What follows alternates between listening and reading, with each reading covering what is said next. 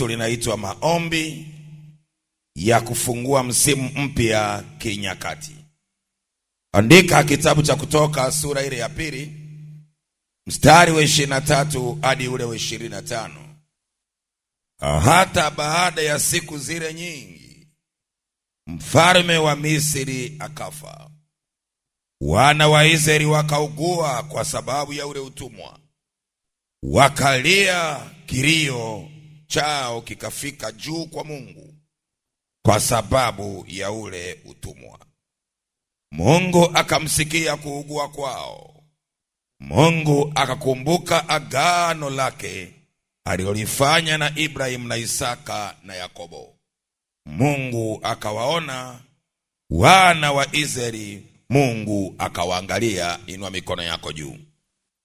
Baba, katika jina lako Yesu Kristo wa Nazareti, leo tunaanza msimu mpya ambao Bwana umekusudia tuupitie tunapoelekea mwaka mwingine wa 2026.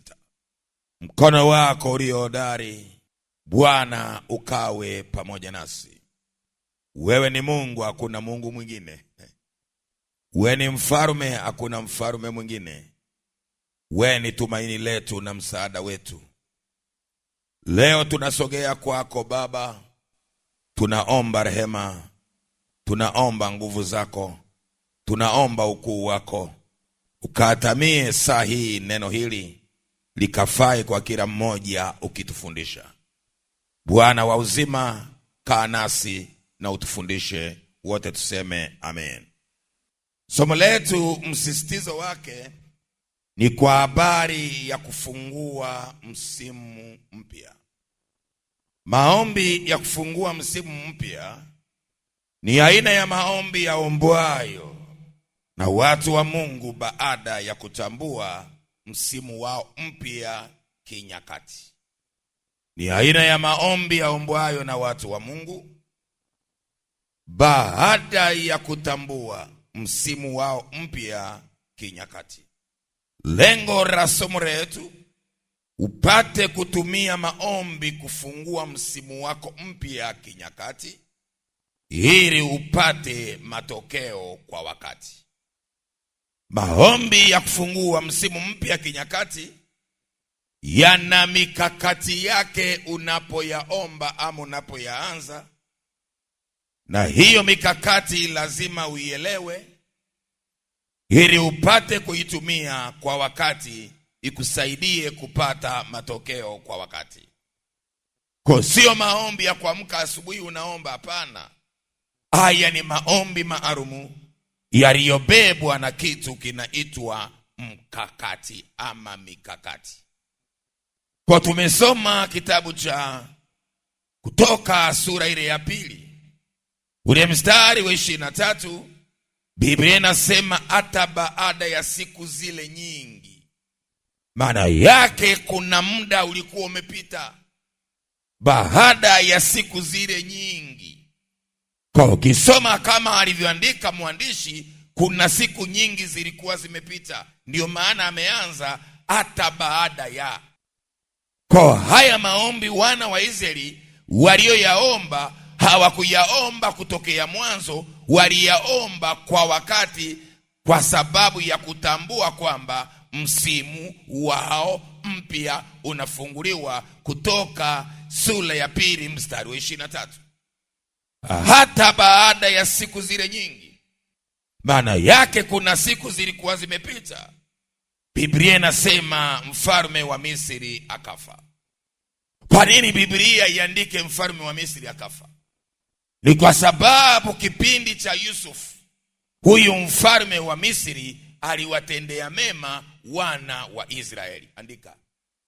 Ni kwa sababu kipindi cha Yusuf, huyu mfalme wa Misri aliwatendea mema wana wa Israeli. Lakini hapa Biblia inasema mtenda mema kafa. Waliyekuwa wanamtegemea kwenye mfumo wa taifa la Misri kafa. Maana yake msimu mpya unaanza kwao. Waliyemtegemea kafa. aliyewabeba kafa, aliyewapa sehemu ya kuishi kafa. Kwa hiyo wana wa Israeli, Biblia inasema wana wa Israeli sasa wakaugua kwa sababu ya ule utumwa. Kwa wana wa Israeli walipoingia Misri hawakuanza na utumwa. Kwa kipindi chao hakikuanza na mateso, kwa sababu alikuwepo Yusufu na alikuwepo Farao anayemfahamu Yusufu. Kwa tunaweza kujumulisha kwamba wana wa Israeli walipoingia Misri walikwenda utumwani, lakini hawakuanza na utumwa. Kipindi cha utumwa kinaanza baada ya kufa Farao. Nataka ufikirie mara mbili mara tatu. Maana yake chanzo cha utumwa wao ni kwa sababu yule aliyekuwa anawapenda kafa. Kwa hiyo kwa mtu wa Mungu ni lazima utambue, unaweza ukawa na mtu ulikuwa unamtegemea.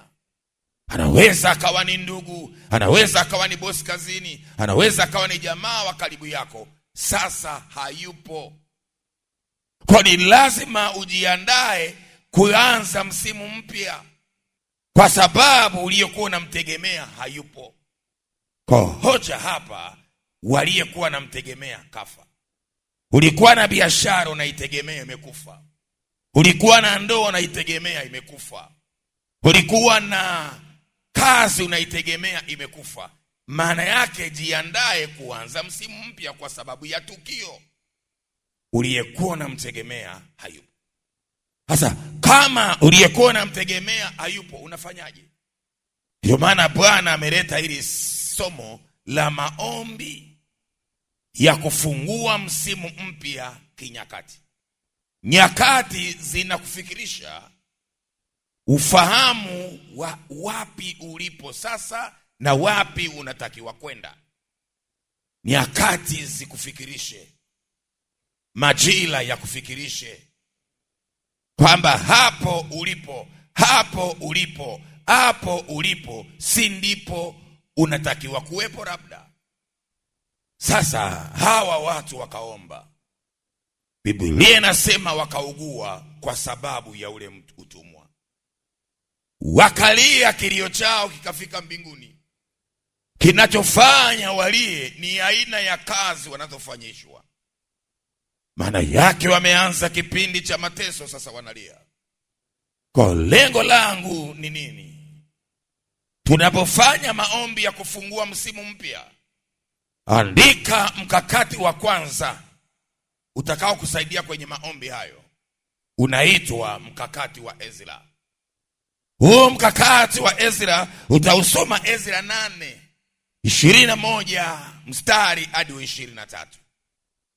Biblia inasema, ndipo nikaamuru kufunga hapo penye mto wa Hava, ili tupate kujinyenyekeza mbele za Mungu na kutafuta kwake njia iliyonyoka, kwa ajili yetu sisi wenyewe, kwa ajili ya watoto wetu, na kwa ajili ya mali yetu yote. Maana naliona haya ya kumwomba mfalme, kikosi cha askari na wapanda farasi, kutusaidia juu ya adui njiani. Kwa maana tulikuwa tumesema na mfalme tukinena, mkono wa Mungu juu ya watu wote wamtafutao, kuwatendea mema, bali uweza wake na ghadhabu yake iko kinyume cha wote wamwachao. Basi tukafunga, tukamsihi Mungu wetu kwa ajili ya hayo, naye akatutakabari. Bwana asifiwe. Kipindi hiki wakina Ezra wanatoka Babeli sasa. Maana yake inakaribia miaka 70 ya Israeli ama Yerusalemu kukaa ukiwa. Kwa lugha nyingine, Mungu ameandaa msimu mpya kwao. Kwa kitu kimoja ambacho tunakiangalia, wakina Ezra hawakuanza kujenga, wakina Ezra hawakuanza kufuga, walianza kufanya maombi ya kufungua njia. Kwa baba mama, Mungu anapotaka akupeleke kwenye msimu mwingine, jambo la kwanza, fanya maombi yenye lengo la kufungua njia ya msimu wako mpya. Kwenye kuomba tuna aina nyingi za maombi, lakini si watu wote wanaomba maombi kwa malengo. Kwa lazima utenge muda, kwa sababu mbele yako kuna njia, mbele yako kuna msimu mpya. Lazima utenge muda wa kuomba kwa ajili ya msimu huo. Haya maombi ya kimkakati yanataka muombaji aweke malengo yake. Kwa maombi haya ya kina Ezra yalikuwa na malengo makubwa matatu kwa wao. Walimuomba Mungu awafungulie njia wao wenyewe. Anasema tukaomba ili Bwana atufungulie njia kwa ajili yao wenyewe. Lengo la pili, walimuomba Mungu awafungulie njia watoto wao. Maana yake waliombea misimu ya watoto wao. Kama wanasoma waliwaombea, kama wanafanya biashara waliwaombea, kama wanalima waliwaombea. Ni mkakati wa kukamata msimu mpya, wanaomba. Lengo la tatu ndani ya mkakati huo waliombea mali zao. Hiyo ni Ezra 8:22, ndivyo inavyosema. Anasema maana ule mstari wa 21, ndipo nikaamuru kufunga pale penye mto Ava, ili tupate kunyenyekeza mbele za Mungu, kutafuta kwake njia iliyonyoka, kwa ajili yetu sisi wenyewe, kwa ajili ya watoto wetu, na kwa ajili ya mali zetu. Kwa maombi ya kukamata msimu mpya ama kufungua msimu mpya, lazima yabebe lengo. Kama unauombea mwaka 2026, lengo lako ni nini? Kama unaombea msimu mpya wa kielimu, lengo lako ni nini? Na kama unauombea msimu wako mpya wa kiuchumi, lengo lako ni nini? Bwana anaposema nena kwa lugha, hana maana usiwe na malengo ya maombi yako. Kwa sababu Roho Mtakatifu hawezi kukuombea wewe usichopanga kuomba.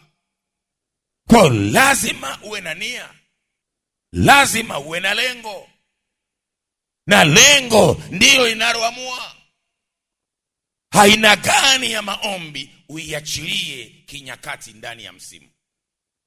Kwa hapa Ezra anajiombea mwenyewe kwa sababu anaenda kujenga. Anaombea watoto wao kwa sababu wana kitu watafanya. Anaombea na mali.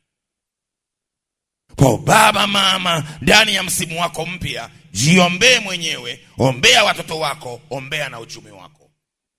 Nimetaja mambo matatu. Baba, mama, wewe, naongea na wewe. Jiombee mwenyewe sawa sawa na mapenzi ya Mungu. Ombea watoto wako sawa sawa na mapenzi ya Mungu. Ombea na uchumi wako sawa sawa na mapenzi ya Mungu. Kwa sababu msimu mpya unabeba kesho yako kiroho na kiuchumi. Kwa unapoomba lazima umeiona kesho yako kiroho na kesho yako kiuchumi, uiombee. Unamwambia Baba, fungua njia. Kwa sababu sio kila msimu una njia. Ezra anasema tukafunga ili Bwana atufungulie njia iliyonyooka. Kama kuna njia iliyonyooka, kuna njia yenye vikwazo. Kwa baba, unapoomba, ombea msimu wako mpya, Bwana akufungulie njia iliyonyooka, njia utakayopita isiwe na vikwazo. Wana wa Israeli hawa walipofunguliwa njia, walikutana na vikwazo kadha wa kadha. Kikwazo cha kwanza kinaitwa bahari ya Shamu. Walianza safari, lakini walipofika Kutoka sura ya 14 wakakutana na kikwazo, wakakutana hakuna njia, wakakutana hakuna mahali pa kupita. Mahali pale itajika imani ya kuvuka kikwazo. Kutoka sura ya 14, soma kuanzia mstari wa 10 utaelewa. Pointi yangu na hoja yangu, si kila msimu uliofunguliwa una njia iliyonyooka. Ezra anasema njiani kuna adui. Baba, mama, biashara yake ina adui, huduma yake ina adui, utumishi wako una adui. Jipange sawasawa kuwapita maadui zako. Kama unanielewa sema amina kwa jina la Yesu. Jiani kuna adui. Kwa adui akutakii mema. Yohana 10:10 adui. Bwana anasema mwizi haji ila kuua na kuharibu. Mimi nalikuja ili niwape uzima.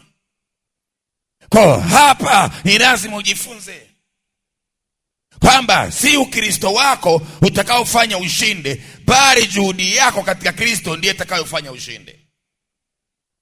Kwa wana wa Israeli hawa wakavuka bahari ya Shamu. Musa anawaambia simameni imara. Bwana aliyefungua msimu wenu anakwenda kuwatetea. Lakini palihitajika imani kupita kwenye maji ya bahari ya Shamu. Wakapita wana wa Israeli wakavuka. Biblia inasema kitabu cha Kutoka sura 15, wakatembea mwendo wa siku 3. Kikwazo cha pili njiani. Kikwazo cha pili wakakikuta eneo linaitwa Mara. Watu wametembea kwa miguu siku 3, wanafika njiani wanakutana hakuna maji. Maji walioyaona yakawa ni machungu. Unaweza ukawa na msimu mpya umebeba uchungu. Unaweza ukawa na biashara lakini chungu, una ndoa chungu, una kazi chungu, kile unachokifanya kinazalisha uchungu. Leo mwambie Bwana, kwenye njia hii ya msimu huu niondolee machungu, niondolee huzuni, nivishe furaha. Na hayo ni maombi. Kasome Zaburi ya 30:10-11. Daudi anaomba, anasema Mungu nivue gunia, univishe furaha. Baba, mama, mwaka 2026 msimu wako unakwenda kufunguliwa. Mwambie Bwana nivue gunia, mwambie Bwana nivue machungu, mwambie Bwana nivue huzuni, mwambie Bwana nivue utumwa. Aliye na sauti aseme amina ya kueleweka. Zaburi 30:10-11. Jua kuomba. Si kila msimu mpya umebeba furaha. Farao alipokufa hawa watu wakaanza kuteseka. Wanakula mapochopocho ndani ya mateso, wanakula matikiti maji na vitunguu saumu ndani ya mateso. Biblia inasema wakafika Mara. Mahali pale kuna visima. Wanamwambia tumishi wa Mungu Musa, tunywe nini? Kweli tumetoka utumwani, tunywe nini? Na wengi wakawa wanamwambia tulikuambia usitoe. Musa anawaambia msimu umefunguliwa. Wala nao wabeba hawako tayari kwenda kwenye njia hiyo. Bwana akamwonyesha Musa mti, akautia ndani ya maji yale yakapona. Bwana akamwambia waambie wana wa Israeli ndani ya msimu wao mpya, mimi ni Mungu niwaponyaye, yaani Jehova Rafa. Baba, mama, ndani ya msimu wako mpya muite Jehova Rafa, aponye maisha yako, aponye watoto wako, aponye ndoa yako, aponye mapito yako. Mwambie Bwana uponyaye, jidhihirishe kwenye msimu wangu mpya. Lazima uelewe haya mambo. Bwana akawa Jehova Rafa kwa wana wa Israeli ambao sasa wako kwenye msimu mpya. Akawaambia waambie kuanzia sasa mimi naitwa Jehova Rafa. Nenda kitabu cha Kutoka 17 mstari wa 8 hadi wa 16. Wanakutana na kizuizi cha 3, njia iliyopinda haijanyoka. Wakati wana wa Israeli wanasafiri, Kutoka 17:8-16. Biblia inasema msimu wao mpya umefunguliwa. Wakafika eneo linaitwa Refidimu. Refidimu ni kikwazo cha 3 kwenye msimu mpya. Bahari ya Shamu ni Kutoka 14. Inaashiria unaweza ukawa na msimu mpya, una mipango yako ndani ya msimu, ukakutana na jaribu linalokuzidi uwezo. Unahitaji Mungu kwenye eneo hilo, kwamba Bwana, hii kazi, umradi, hii biashara, hii huduma ninayokusudia kufanya inanizidi kimo. Bwana, naomba uniombee nisigarikishwe. Wako watu ambao walianza safari wakagarikishwa. Majaribu yakawazidi uwezo, wakakwama. Wanafikiria wanaenda, kumbe wanaogelea pale pale maji yanawapeleka. Ombea msimu wako, Mungu akuvushe salama Kwa hiyo hapo unaomba maombi ya kuvuka ndani ya msimu. Mara nimesema pana visima vya maji, unahitaji maji ya kunywa, hakuna maji, maji ni machungu. Kwenye msimu wako mpya, omba Mungu akuondolee roho za huzuni na roho za uchungu. Zaburi ya 33:10-11. Mwambie Bwana nivue gunia, mwambie Bwana nivue machungu. Bwana atakuondolea machungu kimwambia akuvue. Ni vazi hilo la msimu. Kwa sio kila mtu aliye kwenye msimu mpya anafurahia msimu mpya. Inafuatana amevaa nini, roho gani inatawala kwenye huo msimu. Zaburi ya 30:10-11. Ya tatu ambayo njia ilikuwa na shida ni pale Refidimu. Kitabu cha Kutoka 17 mstari wa 8 hadi wa 16. Nakupa mfano tu. Hapa wana wa Israeli walikutana na upinzani wa ana kwa ana.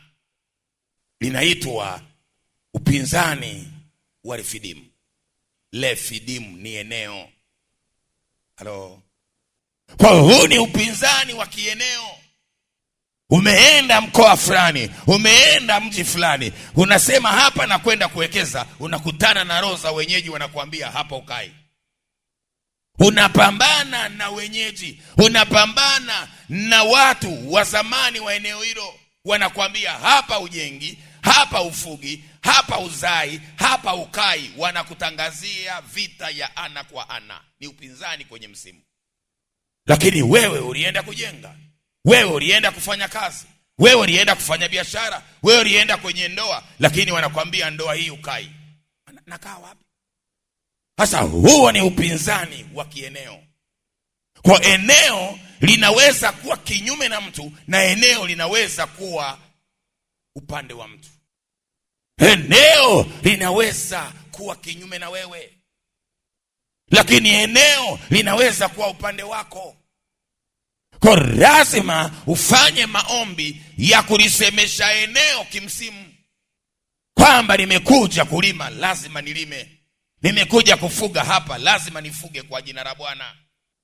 Kwa hapa tunafundishwa kwamba msimu umefunguliwa, lakini eneo ulilopo linahitaji maombi. Ezra 8:21, ndipo nikaamuru kufunga hapo penye mto Hava.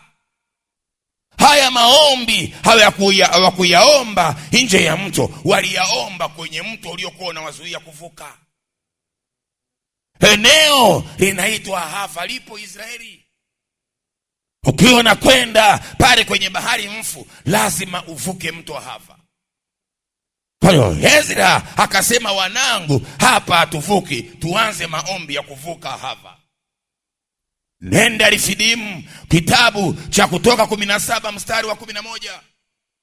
Musa anafanya maombi. Biblia inasema Musa alipoinua mikono kwa ajili ya wana wa Israeli, alikuwa anawaombea nini? Wapate kushinda upinzani wa kieneo toka kwa wenyeji wanaitwa Amaleki. Amaleki wanawaambia Israeli, hapa mpiti. Maana yake ni msimu mpya wa kupigana vita ya ana kwa ana, wakati hawajawahi kupigana vita ya ana kwa ana. Vita ya kwanza tangu waokolewe wanapigana hii. Baba, mama, nataka nikukumbushe na ufahamu, maisha ya wokovu nayo yana vita. Kuna vita nyingine ni ana kwa ana. Mlango umefunguliwa, lakini Amaleki anakupinga. Amaleki ni watoto wa uzao wa Esau, ndugu yake Yakobo. Si kwamba wafahamiani. Wanawapinga ndugu zao, wanawaambia hapa hampiti, hapa hampiti. Wanaweka zuio kwenye lango unalotaka kupita. Lazima ufanye maombi, yanaitwa maombi ya vita kwenye lango. Kitabu cha Waamuzi anasema vita ya kimsimu inapiganwa kwenye lango. Waamuzi 5:8. Walichagua miungu mipya, ndipo kulikuwa na vita malangoni. Je, ilionekana ngao na mkuki katika watu 40,000 wa Israeli? Kwa hapa unapotaka kupita ndani ya msimu wako, ndani ya mwaka wako, ndani ya msimu wako mpya, fanya maombi ya vita na roho za wenyeji. Biblia inasema Musa akafanya maombi. wanataka wapite Refidimu waendelee na safari. Mbele yao kuna zuio, wakafanya maombi. Kwa Ezra baada ya kutambua kwamba njiani kuna adui, akafanya maombi ya vita kumshinda adui. Na Yesu anasema adui zako ni watu wa nyumbani mwako mwenyewe. Kwa baba, mama, msisitizo wangu, Wakorintho wa kwanza 16:9, Paulo mtume anasema nimefunguliwa mlango mkubwa wa kufaa sana, lakini wako wengi wanipingao. Unapokutana na upinzani kwenye mlango wa msimu wako mpya, lazima ujipange. Usikatishwe tamaa na kina Eliabu. Wakati Daudi amefunguliwa mlango wa kwenda kumpiga Goliati, aliyeanza kumpinga ni kaka yake anaitwa Eliabu. Anamwambia Daudi, nafahamu kiburi chako, nafahamu kiburi chako, nafahamu kiburi chako, nafahamu kiburi chako. Umetoka nyumbani kuja kuangalia vita. Kwa kwenye lango la msimu wako mpya, angalia sana. Kuna upinzani unaitwa upinzani wa kina Eliabu. Kaka yake Daudi anampinga, anaitwa Eliabu. Samueli wa kwanza sura ya 17 ule mstari wa 26 hadi wa 30. Samueli wa kwanza sura ya 17 mstari wa 26 hadi wa 30. Upinzani wa 4 ni upinzani wa Eliabu. Huyo ni mtu anayekufahamu, ni mtu mmesoma naye, ni mtu mnafanya naye kazi, anakupinga kwenye msimu wako mpya. Anaweza kuwa jirani, anaweza kuwa rafiki, anakupinga. Kwa hapa msimu mpya ulipofunguliwa, aliyempinga wa kwanza Daudi sio Goliath, alianza kupingwa na kaka. Kwa usishangae watu wale ambao ni ndugu wa damu wanakuendea kwa mganga wa kienyeji.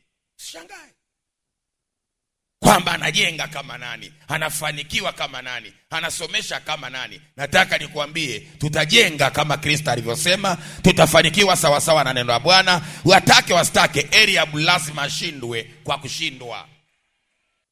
Kwa hapa kwenye msimu wako mpya, usikatishe tamaa na kina Eliabu. Watakutolea maneno ya kushoto na maneno ya kulia, lakini kwa sababu Bwana ameifanikisha njia yako, amekufungulia msimu mpya, nenda kwa spidi ya Bwana, nenda sawa sawa na neno la Bwana. Aliyeanzisha safari anakwenda kuikamilisha. Sema amina kwa jina la Yesu Kristo. Usikate tamaa unapopingwa kwenye msimu wako mpya. Upinzani wako mwingine kwenye msimu, njia inaweza kufungwa na kina Eliabu, lakini njia inaweza kufungwa na wakuu wako. Una mtu ni mkuu, alitakiwa akusaidie kwenye msimu wako, sasa yeye kafunga njia. Hapa unaona Daudi anaambiwa na Sauli mfalme kwamba uwezi wewe kumshinda Goliathi. Unategemea Daudi anamwambia mfalme, mimi huyu nitakwenda kumpiga, nitaleta ushindi kwa Israeli. Sauli mkuu wa nchi akasema, wewe uwezi, ni kijana tu. Kwenye msimu wako mpya, unapodharauliwa usijidhalau. Kuna watu wakidharauliwa wanajikunja kama majongoo. Aliyemwambia Daudi aende kumpiga Goliathi sio Sauli, ni Mungu mwenyewe. Yeye anakusanya maoni ya nini? Bwana ndiye amekuita kakufungulia msimu wako wa biashara eneo fulani. Wewe baada ya kufanya biashara unaenda kupeleza mchai mkubwa hapa nani? Watakwambia mzee fulani au mama fulani, na hujamuona shauri yako. Unaanza kutembea na shauri yako baada ya kutembea na shauri la Mungu. Sauli anamwambia uwezi. Kuna watu watakwambia dada uwezi, mama uwezi, binti uwezi, kijana uwezi. Waambie na yaweza mambo yote katika yeye anitiaye nguvu. Mpe Bwana makofi ya shangwe na vigeregere uyaweze. Kwa kwenye msimu wako mpya, si kila mtu atakutia moyo. Haya akina Sauli, akina Eliabu nimeandika huko. Chukua kitabu some. Mkakati wa pili. Mkakati wa pili ni mkakati wa Yakobo. Unapofanya maombi ya kufungua msimu wako mpya, kuna mkakati wa pili unaitwa mkakati wa Yakobo. Mkakati wa Yakobo utausoma Mwanzo 30. Kitabu cha Mwanzo sura ya 30, ule mstari wa 25 hadi wa 34. Unasema hivi: tengeneza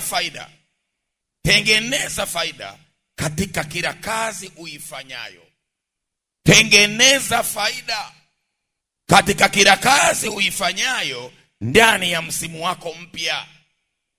Tengeneza faida katika kila kazi uifanyayo ndani ya msimu wako mpya. Maana katika kila kazi kuna faida. Maana katika kila kazi kuna faida. Tengeneza faida katika kila kazi uifanyayo, iwe ni ya kiroho, iwe ni ya kiuchumi, ndani yake kuna faida. Tuanze na Mithali 14:23. Biblia inasema katika kila kazi mna faida, bali maneno ya midomo huleta hasara tu. Mithali 14:23. Baba, mama, ndani ya msimu wako mpya, tengeneza faida. Kwa kutengeneza faida ni lengo la muhimu sana. Usifanye kazi ya bure na usifanye kazi ya hasara. Lenga kutengeneza faida. Biblia inasema katika kila kazi mna faida. Kwa kama kazi yako haina faida, jiulize kwa nini. Kwa kuna watu wanakwenda wanaishi maisha ya bora liende, hawana malengo kwenye kazi zao. Kwa ukimuuliza, hii kazi unayofanya una faida gani? Anasema nimejishikisha. Kitabu cha Mwanzo 30 mstari wa 25 hadi wa 34. Tunaona msimu mpya ulipofunguliwa. Tayari Yakobo yuko kwa Labani. Kafanya kazi miaka 14 bila faida. Biblia inasema katika kila kazi kuna faida. Alishakuwa wanawake wawili, na hapa anakuja kushtuka, ni mwaka wa 14, tayari ana watoto 11. Ana watoto rundo, hana mali. Kuna Biblia inasema mzazi mwema huachia watoto wake urithi. Kwa kama unajua kuzaa, jua na kuacha urithi. Kwa msimu mpya unapofunguliwa, lazima uzingatie kutengeneza faida. Yakobo ana miaka 14 kazini, hana hata mbuzi. Kwa anaenda kwa Labani, anamwambia nimekutumikia muda mwingi. Na huyu akasema naam. Mifugo yako ilikuwa michache, sasa imekuwa mingi. Akasema naam. Labani akaongeza neno, Mungu wako amenibariki. Kwa kama Mungu wa Yakobo kambariki Labani yeye position yake iko wapi? Mungu wa Yakobo kambariki Labani, lakini Yakobo hana mali. Maana yake unapoajiriwa, unafanya kazi kwingine, tengeneza faida toka kazini kwako. Yakobo anamwambia Labani, miaka 14 hii nimetumikia wanyama wako. Akamwambia Yakobo, usiondoke, sema mshahara nitakupa. Mshahara wa kwanza ambao Labani aliomba kulipa mahali kwenye miaka 14. Lakini hapa tuliposoma anataja mshahara, maana yake anaanza kuona faida. Wanasema wakizaliwa wenye maraka na wenye milia na wenye madoa uwe mshahara wangu. Katika kila kazi mna faida. Omba msimu wako mpya ubebe faida. Unapoombea msimu wako, kitu kimoja wapo ambacho unakiomba Mungu akufungulie ni kutengeneza faida katika kile ukifanyacho. Zaburi 2:8 Bwana anasema uniombe nami nitakupa. Mataifa na farume kuwa miliki yako. Unaanza kuomba kabla ya kumiliki faida. Kwa wengi hawaombi, wanaenda kutengeneza faida, matokeo yao faida zao hazipo kwa sababu hawakuomba. Ayubu 20:15, usipoomba faida yake italiwa. Kazini hawatakuondoa, lakini wao watakula faida yao. Kwenye soka hawatakuondoa, lakini watakula faida yako. Ili wasile faida yako, lazima uombe kutengeneza faida ndani ya msimu wako mpya. Sema amina. Sio kila mfanyabiashara na faida, sio kila mfanyakazi anatengeneza faida. Kuna wengine wanaliwa faida zao. Unawekwa sokoni kama boya tu. Kila mwaka unakopa biashara hii, kila mwaka unakopa biashara hii. Biashara yako haikui. Kama haikui, faida yake inaliwa. Usifurahie kopa kila mwaka. Fanya valuation, tathmini kwamba nimekopa milioni 5 kaweka kwenye biashara, mwisho wa mwaka na shilingi ngapi? Umekopa milioni 5, mwisho wa mwaka una shilingi milioni 1 au milioni 2. Unasema mwakani nakopa tena baada ya rejesho. Sawa, uendelea kukopa, lakini mla faida yako nani? Bwana anasema ukue na uongezeke. Kanuni ya Bwana anasema kuwa na uongezeke. Ndani ya msimu wako ninakuombea ukue kibiashara, ukue kihuduma, ukue kielimu na uongezeke. Kama uongezeki ni tatizo. Ndani ya msimu mpya Bwana anasema ukue, nikue na kuongezeka. Kitu cha pili cha kuomba kwenye huo mkakati, omba Mungu akufungulie mlango. Andika, unamuomba Mungu kwenye mkakati huu wa kutengeneza faida. Usiwe na faida ya umaskini, uwe na faida ya utajiri. Isaya 60:11 anasema na malango yako yawe wazi daima. Maana yake fungua malango yako ya biashara, fungua malango yako ya huduma, fungua malango yako ya kazi, maana ndani yake kuna faida. Anasema ili watu wa mataifa wakuletee utajiri. Kwa kama msimu wako ni msimu wa biashara, ni msimu wa kilimo, ni msimu wa ufugaji, lazima uzingatie kwamba na kuomba Mungu ndani ya msimu huu nipe utajiri.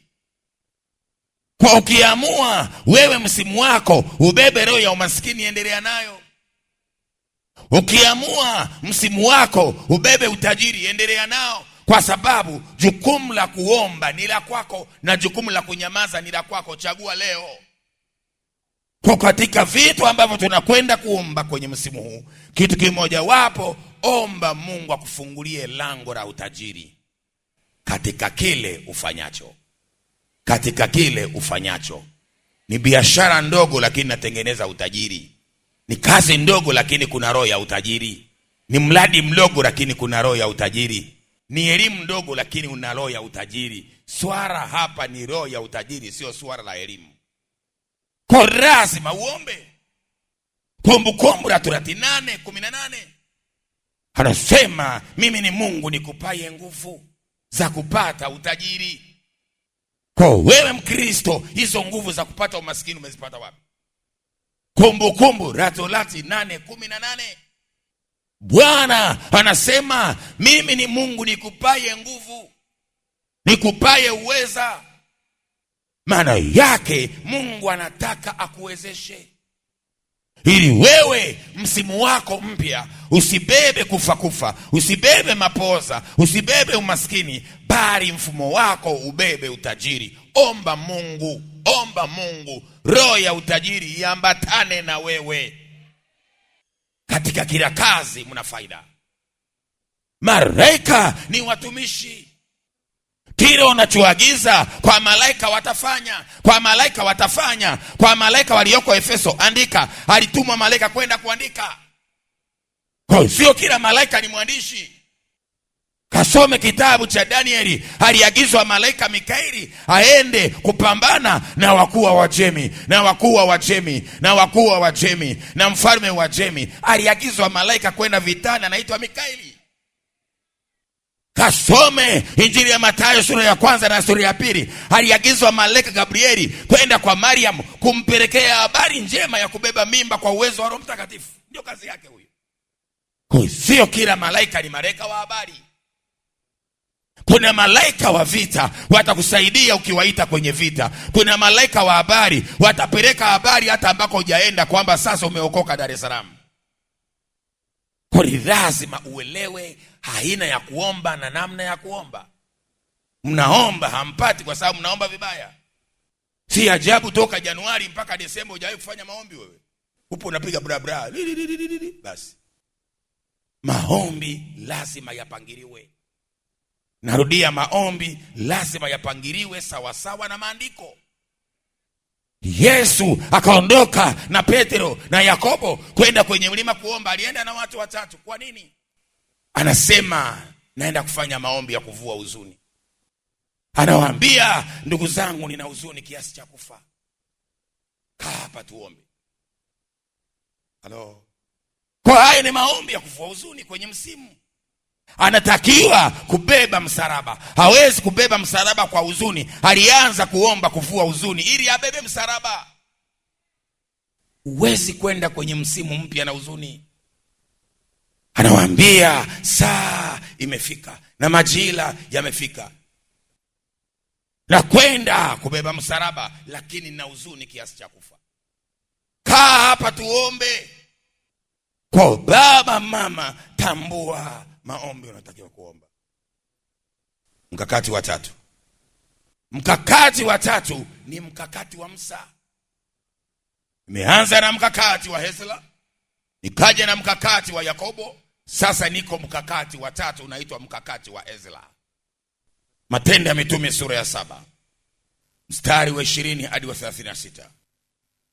Mkakati wa Musa unasema ili Mungu wako akufungulie msimu mpya, lazima ubadili kwanza namna ya kufikiri juu ya kusudi la Mungu ndani ya msimu wako mpya.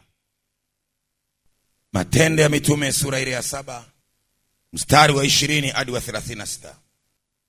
Biblia mahali hapa inasema Musa alipokuwa mtu mzima.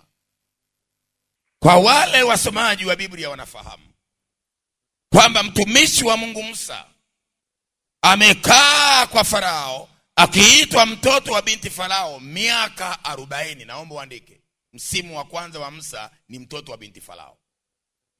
Kwa Biblia inasema Musa akapata elimu yote ya Misri. Maana yake aliandaliwa kiakili na kifikira kuwa mtoto wa binti Farao, kuwa kifarao Farao. Kwa hiyo msimu mpya unahitaji fikira mpya. Baada ya miaka 40 Musa akakataa kuitwa mtoto wa binti Farao. Mstari wa 20. Biblia inasema wakati huo akazaliwa Musa, naye akalelewa muda wa miezi 3 katika nyumba ya babaye. Mstari wa 22, Musa akafundishwa hekima yote ya Misri, akawa hodari kwa maneno na kwa matendo. 23, umri wake ulipopata kama miaka 40, akaazimu moyoni mwake kwenda kuwatazama ndugu zake wa Israeli. Kwa hiyo hapa tunaona azimio ambalo linamsukuma Musa kwamba ingawa nakula vya Farao, ingawa nakaa kwa Farao, lakini mimi sio Misri. Baba mama, unaweza kawa eneo unanufaika na hilo eneo, lakini wewe sio mwenye eneo. Unaweza ukawa unakula vya Potifa, unakula vya Labani, lakini wewe una kitu.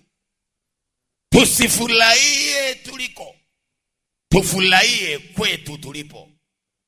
Unaweza ukawa umeajiriwa serikalini, unapata mshahara serikalini, una na gari la serikali, lakini sio kwako. Kuna siku moja serikali itachukua gari, itachukua na nyumba, itachukua na mshahara mpaka na marupurupu. Ndipo utakapojua wewe ni mtoto wa binti nani.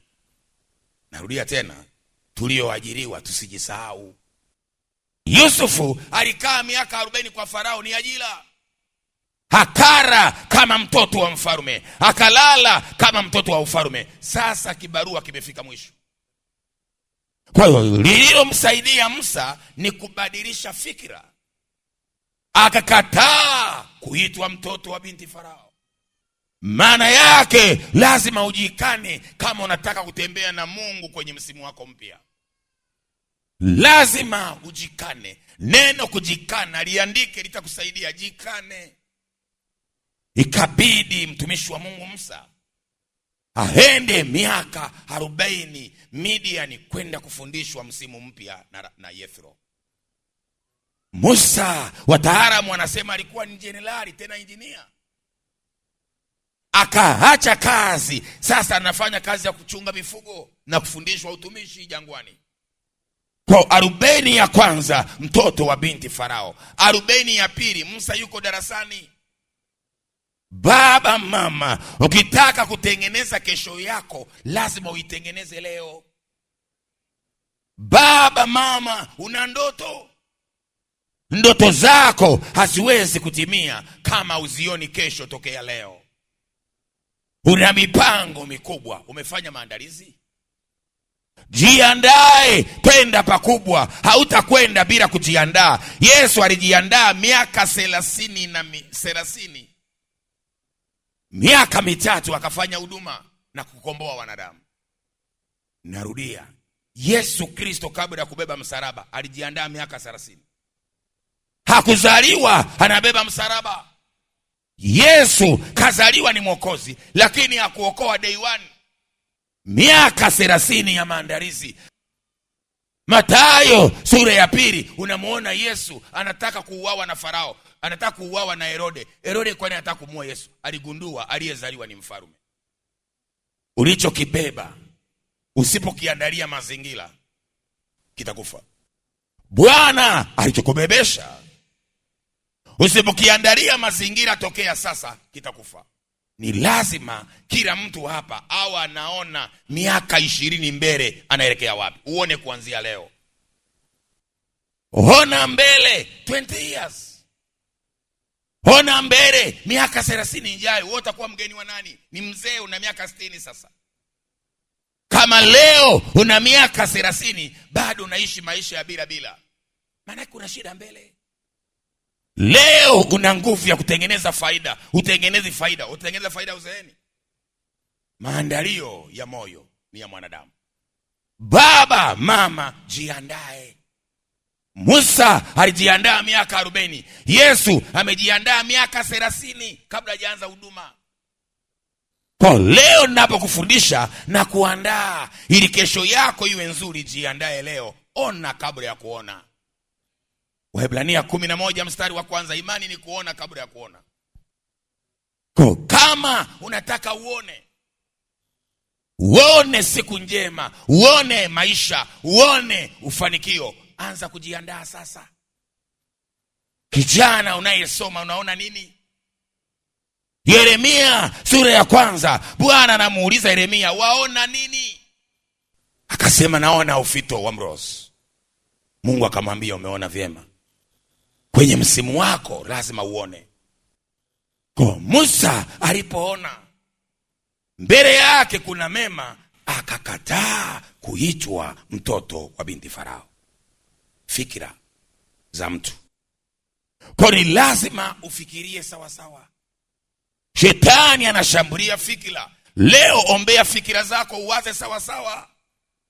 Katika vita vya kiroho, vita mojawapo inapiganwa katika fikira. Fikira zijiinuazo juu ya Mungu tukiangusha kila ngome. Hiyo ni Waefeso 6. Unaweza ukawa na kitu kizuri lakini fikira zako mbovu tu, ukakwamishwa na fikira zako, ukafikiria Mungu ni sawasawa na wewe. Mungu ni zaidi ya wewe. Kilichowakwamisha wale wapelelezi 10 ni fikira. Bwana amewatuma wakapeleleze mji, walipofika wao wakaja na fikira ya panzi, kwamba sisi ni kama panzi. Nani aliwaambia wao ni panzi? Bwana Yesu asifiwe. Wakati wana wa Israeli Mungu amewafungulia msimu mpya. Kasome kitabu cha Kutoka sura 11 mstari wa 1 hadi wa 3. Bwana anamwambia Musa, nenda kawaambie wana wa Israeli, kawaambie wanawake, kawaambie na wanaume, maana yake wafikirishe upya, watake mali. Bwana anabadilisha fikira za Israeli. Watu ambao miaka 430 hawajawahi kukamata dhahabu, Mungu anawaambia katake dhahabu. Lazima wafikirie upya. Mtu aliyezaliwa kwenye familia maskini, kula kwa shida, kuishi kwa shida, leo namwambia Bwana yuko upande wako, atakuinua wewe tajiri, anaweza kukataa. Kwa kuna watu hapa mtakufa masikini kwa sababu mmeamua kufikiria hivyo. Msalaba unashughulikia mambo matano. Jambo la kwanza, msalaba unashughulikia dhambi. Mathayo 26 mstari wa 26 hadi 28. Hii ni damu imwagikayo kwa ajili yenu kwa ajili ya ondoleo la dhambi. Dhambi inaondolewa msalabani. Msalaba unashughulikia jambo la pili, ni magonjwa. Isaya 53:4 anasema kwa kupigwa kwake sisi tumepona. Jambo la tatu, msalaba unashughulikia roho ya mauti, kifo. Hosea 13:14 anasema nitakukomboa na nguvu za kaburi, nitakukomboa na nguvu za mauti. Wapi? Msalabani. Bila msalaba hakuna ukombozi. Jambo la nne ambalo msalaba unalishughulikia ni roho ya umaskini. Wakorintho wa pili sura ya 8 mstari wa 9 anasema Kristo alifanywa maskini. Wapi? Msalabani, ili mimi na wewe tuwe matajiri. Jambo la tano ambalo msalaba unalishughulikia ni kutokufa kabla, yani premature death, isiwe kwako. Mungu anasema siku zako nitazitimiza kama mganda wa ngano mikononi mwa mvunaji. Kwa kama ulitakiwa kufa kwa sababu ndugu zako au kabila yenu au kwa wenu mnakufa na miaka 40, wewe unadunda mpaka 70 80. Kwa nini? Msalaba umekushughulikia. Zaburi 103 mstari wa 3 hadi wa 5. Sasa wewe nyamaza, utakufa kama kaka zako, kama dada zako, lakini ukitaka uishi, omba kuishi. Inawezekana kwenye familia yenu walishasema hata kuwepo mzee, lakini wewe kwa sababu umeokoka, mwambie Bwana, mzee wa kwanza kwenye ukoo ni mimi. Unaomba hicho. Kuna Biblia inasema katika uzao wako asiwepo mzee. Kwa hapa anawafikirisha, anasema waambie watake. Kwa baba mama, unachokitaka kwenye fikira zako sawa sawa na neno la Mungu, Mungu atakupa. Isaya 43:6. Iambie kaskazini, iambie kusini, iambie magharibi, iambie mashariki yako, zitoe wala zisizuie.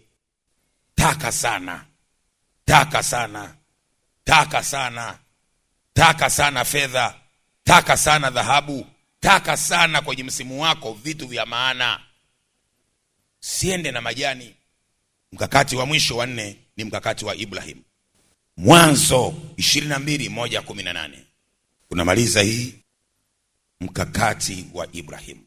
Unasema hivi: fungua msimu wako mpya kwa kuweka sadaka zako langoni ili zikupe sauti kwenye msimu wako. Msisitizo hapa ni sadaka inayokupa sauti kwenye msimu. Kwa mwaka ni msimu. Kwa kama mwaka wako ni msimu, weka sadaka mwanzo wa mwaka ili sadaka ikupe sauti. Kitabu cha Mwanzo sura 22 mstari wa 1 hadi wa 18. Ili Ibrahimu awe baba wa mataifa, ilibidi amweke Isaka sadaka madhabahuni kwenye mlima Moria. Kwa sadaka Isaka ni sadaka ya kufungua rango la msimu mpya kimataifa.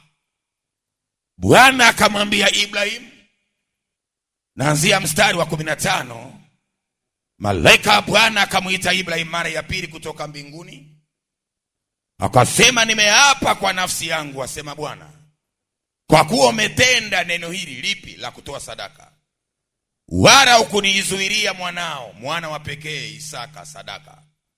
Katika ukubariki nitakubariki, katika kuzidisha nitakuzidisha. Uzao wako kama nyota za mbinguni na kama mchanga ulioko pwani, na uzao wako utamiliki mlango wa adui zao. na katika uzao wako mataifa yote duniani watajibarikia, kwa sababu umetii sauti yangu. Sema amina. Kwa hiyo haya maneno Bwana anayatamka baada ya sadaka kuwekwa langoni. Kwa Ibrahimu alipopata mtoto baada ya miaka 25 ya ndoa, tayari akatambua kwake ni msimu mpya. Anaondoka kwenye maisha ya utasa, anaondoka kwenye maisha ya huzuni, anaondoka kwenye maisha ambayo hayana kicheko. Anasema Bwana amenifanyia kicheko nami nitacheka. Huu ni msimu mpya. Anabeba, Bwana anamwambia beba sadaka, peleka langoni. Mwana wa pekee, maana yake hakuwa na mwingine, mpeleke langoni. Hii inaitwa sadaka ya kufungua lango. Unataka kufungua lango la biashara, weka sadaka langoni. Unataka kufungua lango la ujenzi, msimu wa ujenzi, weka sadaka langoni. Unataka kufungua lango la elimu kwa ajili ya watoto wako, weka sadaka langoni. Unataka Mungu akufungulie mlango, tumesoma Ezra ile 8:21, Mungu akufungulie mlango ulionyooka, wewe weka sadaka langoni. Watoto waweke sadaka langoni. Uchumi wako uweke sadaka langoni. Nimetaja vitu vitatu vya msingi. Jiwekee sadaka wewe langoni, wekea watoto wako sadaka langoni, wekea uchumi wako sadaka langoni. Msisitize.